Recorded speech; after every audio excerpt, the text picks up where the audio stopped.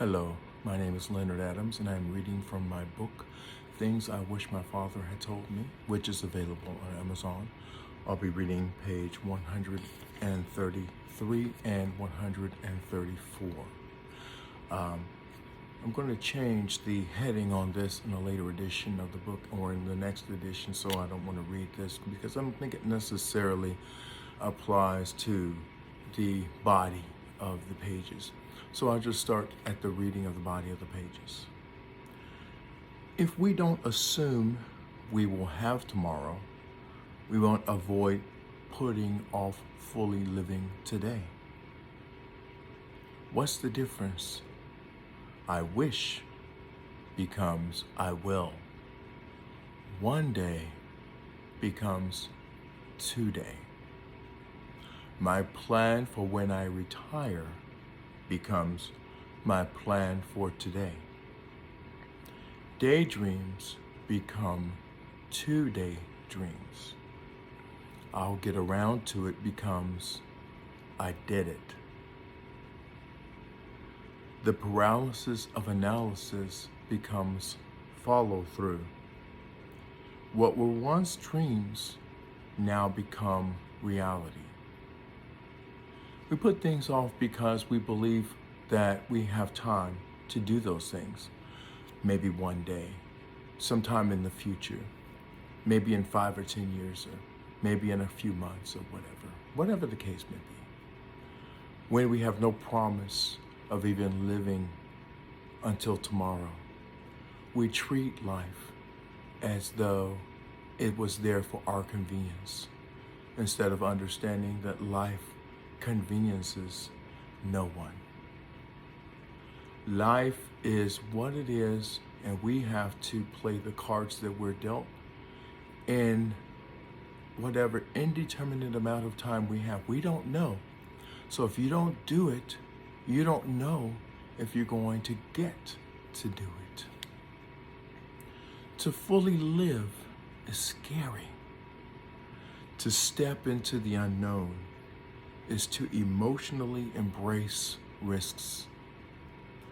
This emotional embrace is bold, not timid. As is true of the musician, it is better to play boldly but wrongly than to play timidly but rightly. The musician takes a chance either way, but in the first, the musician embraces the opportunity, and in the second, the musician doesn't own their abilities. How do you live your life? Do you look to others for assurance that you are okay? Or do you boldly go toward the unknown, not fearing what others think? How do you know you can't do something without trying it with all you've got? The only way we can be sure that we cannot do something is if we give it everything we have. At least then we know, versus just being afraid to try. Life has to be experienced boldly. It cannot be experienced with fear. It cannot be experienced with timidity. Life must be boldly faced.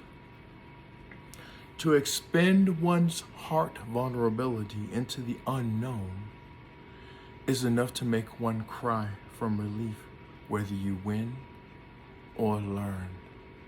And this is that extra step in moving towards the unknown, is to make yourself vulnerable. Vulnerable enough that it hurts when it doesn't happen, and you know it's going to hurt, but you try with everything you have anyway. Or that you cry tears of joy when you succeeded because you have done something that you didn't think you could do. And in this, perhaps the heading of this page does apply, which is, by the way, if you were wondering, If you think back over your last year and it doesn't bring tears of joy or sadness, consider it wasted.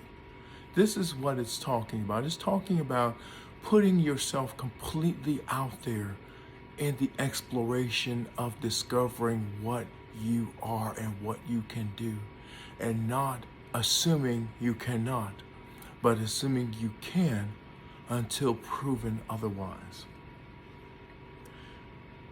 You must overcome one of the most powerful of all risks, rejection. We all fear rejection. And it doesn't mean you have to stop fearing it. It means that you have to live past the fear, that you have to feel the fear and do it anyway. Do the thing anyway that you have been afraid to do. Boldly go where you were afraid to go. As Dale Carnegie once said, no one kicks a dead dog. If you're rejected, you're doing something. But guess what? You're also accepted by some. Here's the most amazing thing of all. No matter how hard you try to keep people from rejecting you, someone always will. You can live a totally bland, reclusive life and still be rejected. So, since you will be rejected, not if, not what can I do to keep from being rejected. Each and every one of us is going to be rejected by others at different points in our lives. So since that's going to happen, why not make it count? Please like, subscribe to, and share this channel with others. And together, let's heal the world.